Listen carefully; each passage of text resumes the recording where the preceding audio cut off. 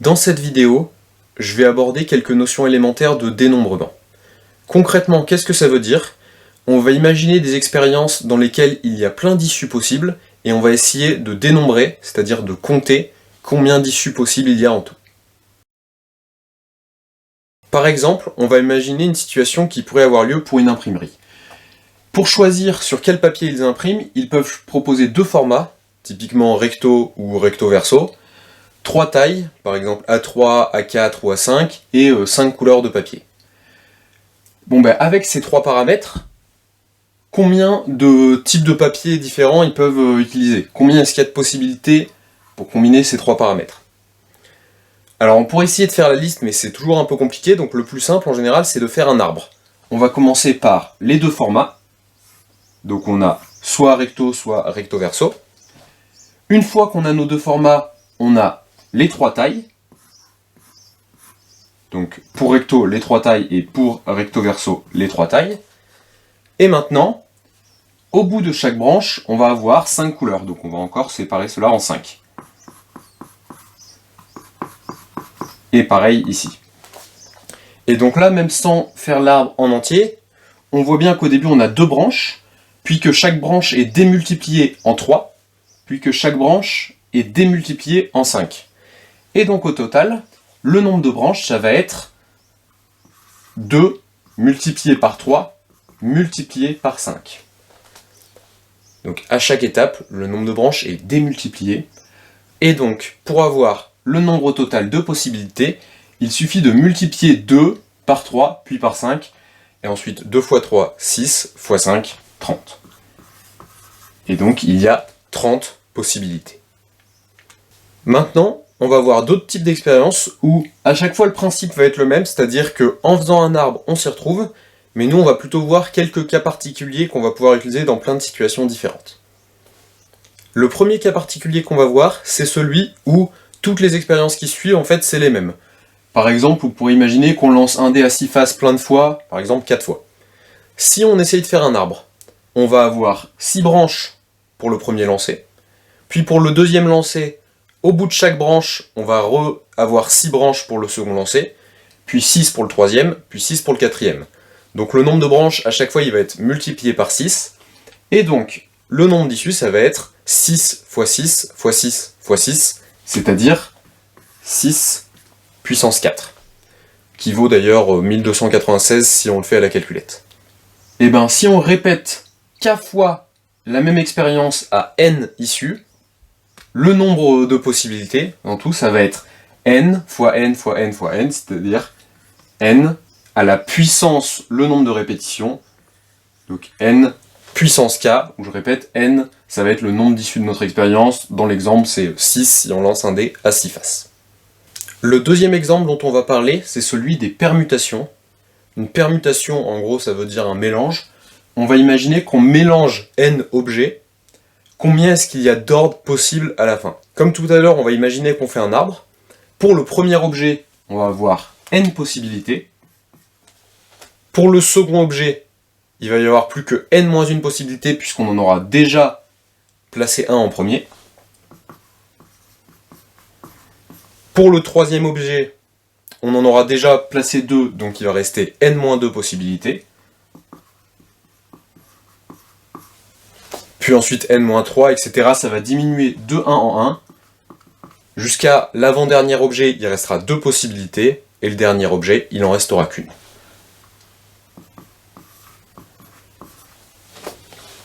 Et donc ce produit, n fois n-1 fois n-2, etc. fois 2 fois 1, ça va être le nombre de permutations de n éléments ou de n objets. Souvent, pour avoir une notation un peu plus concise, ça, on le note n point d'exclamation, et ça s'appelle la factorielle de n.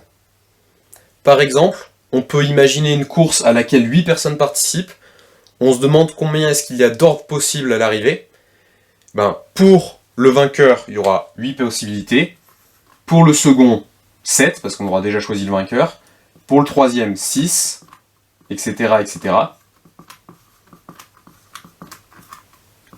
Donc ce nombre, c'est justement ce qu'on appelle factoriel 8. Pour le calculer, il n'y a pas de secret. Soit, si on n'a pas beaucoup de nombres, on peut faire la multiplication 1 x 2 x 3 x 4. Quand on commence à en avoir beaucoup, comme 8 ici, on peut le faire à la calculatrice. Ici, ça donne 40 320. Le troisième cas particulier qu'on va voir, c'est celui des arrangements. Ce qu'on appelle un arrangement, c'est le fait de choisir k personnes ou k éléments parmi n avec ordre. Concrètement, sur un exemple, on va imaginer encore une fois une course de 8 personnes, donc on a n égale 8 personnes, et on va se demander combien est-ce qu'il y a de podiums différents possibles, c'est-à-dire qu'on va choisir 3 personnes, le premier, le deuxième et le troisième, avec ordre, parce que finir premier ou finir troisième, c'est pas pareil. Bon ben, combien est-ce qu'il y a de possibilités? Ben, si on fait un arbre, on va retrouver quelque chose qui ressemble à la permutation, parce que pour le premier, on va avoir 8 possibilités, pour le second, plus que 7, et pour le troisième, plus que 6. En fait, plus généralement, on va avoir n choix pour le premier, puis n-1 choix pour le deuxième, n-2 pour le troisième, etc. Et on va s'arrêter une fois que notre produit contiendra k personnes. Donc en fait, on va s'arrêter à n-k plus 1. Plutôt que de retenir ce n-k plus 1, je conseille de retenir, on a k éléments dans notre produit. Par exemple, ici, on a 1, 2, 3 éléments dans le produit. Donc ce nombre, on peut le calculer. Sur l'exemple, ça vaut 336. Et en fait, cette notation, parfois on préfère une notation un peu plus concise, qui est de dire que on a le produit de n jusqu'à quelque chose, on va dire c'est le produit de n jusqu'à 1, c'est-à-dire factoriel n, divisé par le produit de tous ceux qui arriveraient après, c'est-à-dire le produit de n-k jusqu'à 1, donc factoriel n-k. Et ce nombre, on l'appelle pour les arrangements, on l'appelle souvent A, nk, simplement pour donner la valeur du nombre de personnes qu'on choisit et du nombre de personnes totales. Une petite remarque sur cette formule, elle a l'avantage d'être plus concise, mais en fait, si on veut faire le calcul à la main, elle va pas du tout être pratique, parce que si on veut faire le calcul, il va falloir calculer, par exemple, sur notre exemple, ça serait factoriel 8 sur factoriel 5. Imaginez calculer factoriel 8 et factoriel 5 qui valent 40 000 et quelques sur 120, puis faire la division, c'est très très long. Le plus simple, ça serait de réécrire tous les produits, puis de simplifier, et en fait, on se ramènerait à celle-ci, c'est-à-dire qu'on se ramènerait à calculer simplement 8 x 7 x 6. Donc celle-ci, elle est pratique pour la retenir, mais elle n'est pas pratique pour les calculs. Vaut mieux comprendre ce qui se passe avec cette formule-là. Dernier cas particulier dont on va parler, c'est celui des combinaisons.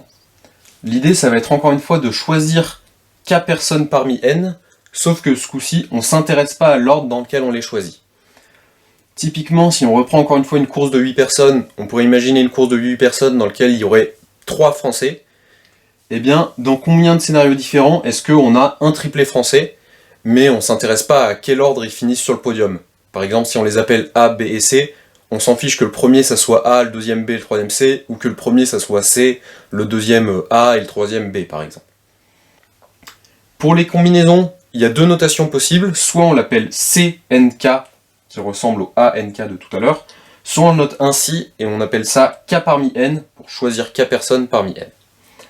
Comment est-ce qu'on va faire pour le calculer? L'idée c'est qu'une fois qu'on a choisi nos 3 personnes sur le podium, et en fait, il suffit qu'on multiplie au nombre de manières d'ordonner ces 3 personnes, c'est-à-dire qu'on multiplie par la factorielle de 3, et ça nous donnera le nombre de podiums possibles. Donc si je reprends ce nombre, et que je le multiplie par factoriel k, ou factoriel 3 sur l'exemple, je vais trouver celui-ci. Donc je peux écrire que factoriel k fois ce nombre est égal à celui-ci.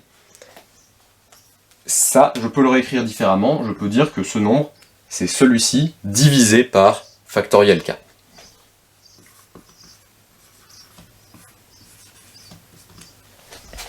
Et maintenant, si l'arrangement ANK, je le réécris avec cette formule, je peux réécrire que j'ai factoriel n divisé par factoriel n-k factoriel k.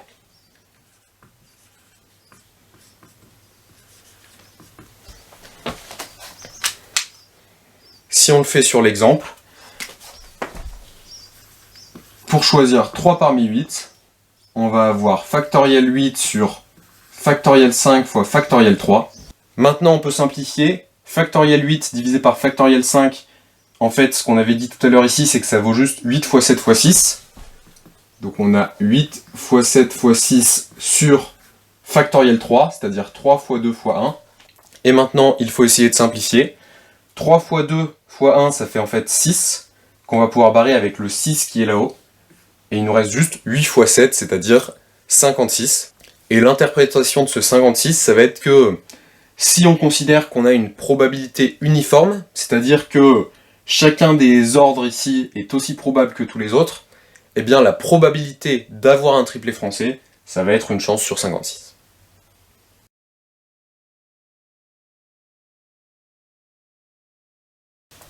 Et une petite remarque pour conclure la partie cours, c'est que là, on a fait seulement des cas élémentaires, c'est-à-dire on a vu que quelques cas particuliers, mais on peut toujours imaginer complexifier un petit peu les scénarios.